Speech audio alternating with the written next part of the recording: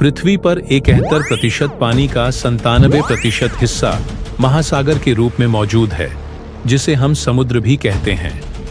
पृथ्वी का 3% जल ताज़ा यानी फ्रेश है, जिसमें से 2.5% ताज़ा जल तक आसानी से नहीं पहुंचा जा सकता है, क्योंकि यह ग्लेशियरों, ध्रुवीय बर्फ की चोटियों तथा वायुमंडल में बंद है। बहुत सी मात्रा में जल पृथ्वी की सतह के इतना अधिक नीचे है कि किफायती लागत पर भी निकाला नहीं जा सकता। ऐसे में पृथ्वी का 0.5% जल ताज़ा जल के रूप में उपलब्ध है। अब रही बात महासागरों का निर्माण कैसे हुआ, धरती पर पानी कहां से आया। हमारी पृथ्वी 4.5 अरब साल पहले बनी। शुरू में बस यह आग का गोला थी, किसी पिघले हुए लावा जैसी दिखती थी। इस आग के गोले में ज्वालामुखी विस्फोट होना कॉमन था, लेकिन हर ज्वालामुखी विस्फोट से पृथ्वी के गर्भ से मेटल, गैसेस, ऑक्सीजन, हाइड्रोजन इत्यादि बाहर निकलते थे। लाखों सालों के बाद हिमयुग की शुरुआत हुई।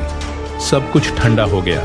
जैसे जैसे पृथ्वी ठंडी होती गई, जल वाष्प संघनित होकर बरसता रहा। ऐसे 1-2 साल नहीं बल्कि लाखों साल हुआ। पृथ्वी पर इतनी अधिक मात्रा में पानी, समुद्र या महासागर होने का एक और बड़ा कारण उल्कापिंड है, जो अपने साथ बर्फ की चट्टानें लाया। एक उल्कापिंड का नाम था कार्बोनेसियस चॉन्ड्राइट, जिसमें बहुत सारा पानी था। वैज्ञानिकों ने पाया है कि कार्बोनेसियस चॉन्ड्राइट में मौजूद पानी पृथ्वी पर मौजूद पानी से मेल खाता है। पृथ्वी की जितनी भी निचली जमीन थी, वहां पानी भरता गया और पृथ्वी की ग्रेविटी की वजह से सारा पानी उसी जगह पर मौजूद है। वैज्ञानिकों का मानना है कि ऐसा करोड़ों वर्षों के भूवैज्ञानिक परिवर्तनों, जलवायु परिवर्तन और प्राकृतिक घटनाओं के कारण हुआ है। चलिए आज आपको इसके बारे में विस्तार से बताते हैं। पृथ्वी पर बहुत बड़े गड्ढे, जिन्हें हम क्रेटर या सिंकहोल के नाम से भी जानते हैं, कई प्राकृतिक प्रक्रियाओं के कारण बने हैं। इनमें से एक बड़ा कारण उल्कापिंडों की टकराव है।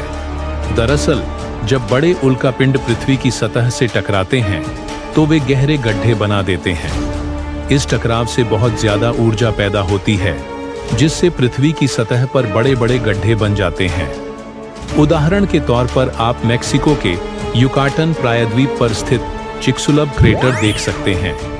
ये लगभग 66 मिलियन वर्ष पहले बना था और डायनासोरों के विलुप्त होने का इसे भी एक बड़ा कारण माना जाता है। जब कोई बहुत विशाल उल्कापिंड धरती के किसी हिस्से से टकराता है, तो भारी मात्रा में ऊर्जा और ऊष्मा उत्पन्न होती है। इसकी वजह से वहां बादल बनने लगते हैं और फिर भारी बारिश होती है। इसके अलावा जब बड़े गड्ढे बनते हैं, तो उनमें धीरे धीरे पानी इकट्ठा होने लगता है। इसके बाद धीरे धीरे कई प्रक्रियाओं से गुजरते हुए ये गड्ढे समुद्र में परिवर्तित हो जाते हैं। वहीं जलवायु परिवर्तन के कारण बर्फ का पिघलना और बारिश के दौरान अधिक जल का संचय होने से भी गड्ढों में पानी भरता रहता है। समुद्र का पानी खारा होने के पीछे कई कारण हैं। सबसे पहली वजह है, बारिश के दौरान जब पानी धरती की सतह पर बहता है, तो वह मिट्टी और चट्टानों से अलग अलग खनिजों जैसे सोडियम और क्लोराइड को अपने में घोल लेता है। बाद में ये खनिज नदियों के माध्यम से समुद्र में पहुंचते हैं।